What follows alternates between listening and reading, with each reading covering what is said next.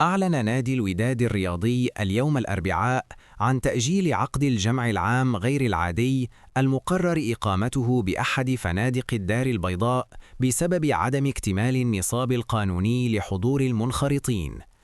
وكان من المرتقب أن يناقش هذا الجمع مجموعة من الملفات المهمة، أبرزها وضعية الشركة الرياضية للنادي، بالإضافة إلى اعتماد الصيغة النهائية للمشروع قبل الإقرار النهائي. غير أن عدم استيفاء الشروط القانونية حال دون إتمامه، مما اضطر الإدارة إلى اتخاذ قرار التأجيل.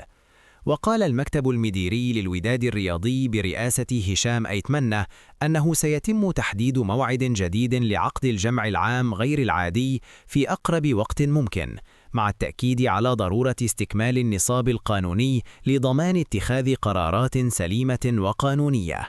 ويأتي هذا التأجيل في وقت يعيش فيه النادي مرحلة حساسة، حيث يولي المكتب المديري اهتماماً كبيراً لتطوير الشركة الرياضية وتعزيز الهيكلة الإدارية للنادي، بما يضمن استمرارية النجاح على الصعيدين الرياضي والمالي.